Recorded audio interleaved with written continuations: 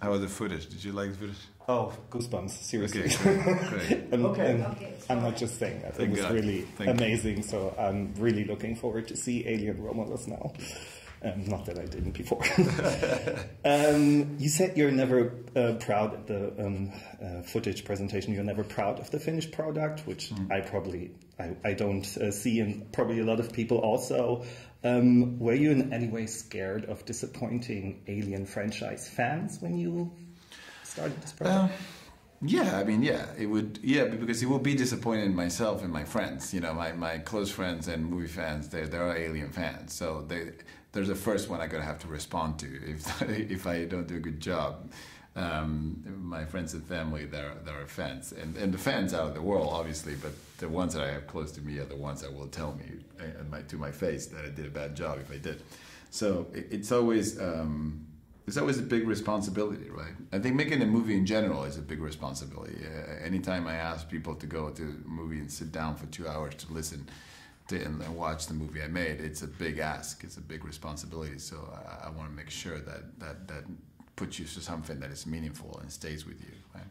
So yeah, big responsibility. And but I think if anything, I'm sure that the fans will have a blast watching this movie. It's tailor-made in a way, in many levels, for the people that really love Alien. That's exactly what I would say. And you also said you're not a fan of CGI, or more like the idea that Hollywood gave up on making it seeming real. Yeah. So is the xenomorph actually just animatronics? Is there like a guy in a suit like in the first one? There's a mix of everything. There's a mix of everything. We use every technique that exists, depending on what's the shot, right? And ideally, this is something that I borrow from Christopher Nolan, that he says that you have to keep changing the technique. Yeah, you shouldn't use just one technique for something, because let's say I just do a guy in a suit, like the first shots might be fine, but then eventually when he moves, you're gonna go, that looks like a guy in a suit. You know what? That would be failing as well. That would be not achieving the goal of making you feel that thing is real. Same if you do just an animatronic, and definitely if you do CG all the time. So it's a combination of techniques. Ideally, you should have not noticed and when I change from one to the other, right? Like it should be quite seamless.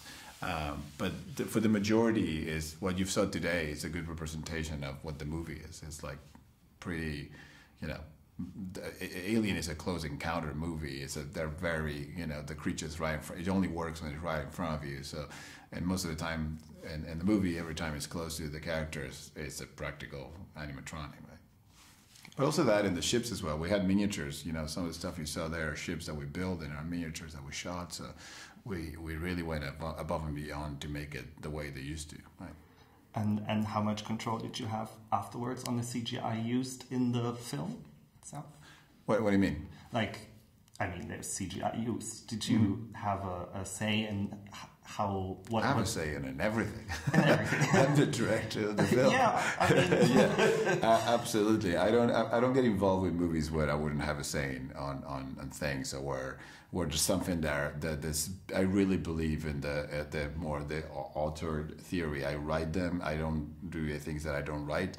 So I will have a say in everything, and in that way I also take full responsibility for my movies, right? I would never make a movie where I can blame someone else for, oh, well, that wasn't me, that was someone that made me do that. No, it's full responsibility, and there's no one's gonna come in and change something that I want to do a certain way. Everything you see in the movie is me thinking this is the best way to do it, right? And what I saw now in the footage, it looks like you totally used the original vision of H.R. Geiger for the monsters. Did you research H.R. Geiger before you did the movie a lot?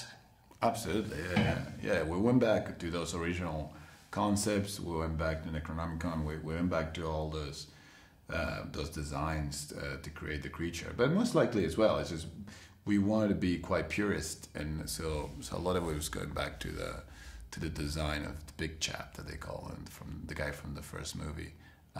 But specifically, you will see that we kind of embrace again the biomechanical aspect of the xenomorph. that was kind of abandoned throughout the movies. It became more organic through the movies, and once it became 100% organic, it just, for me, it's not as scary anymore because I understand what that is. It's a creature. When you see the biomechanical aspect of it, it's just so disturbing because you go, how come something that is organic might have a pipe on its head as well? That it's just so fascinating. So we really went back to the original designs, you know, and to most of the creatures. Yeah.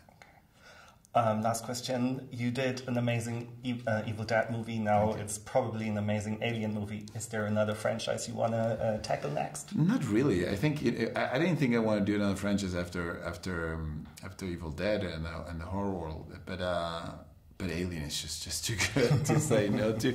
And not that, you know, it was really, I think Alien is the crown jewel of horror, and I don't think there's nothing better, you know, in that world. But who knows, you know, you never know. Never say never. There might be something that one day I go, oh, we'll be excited about doing that.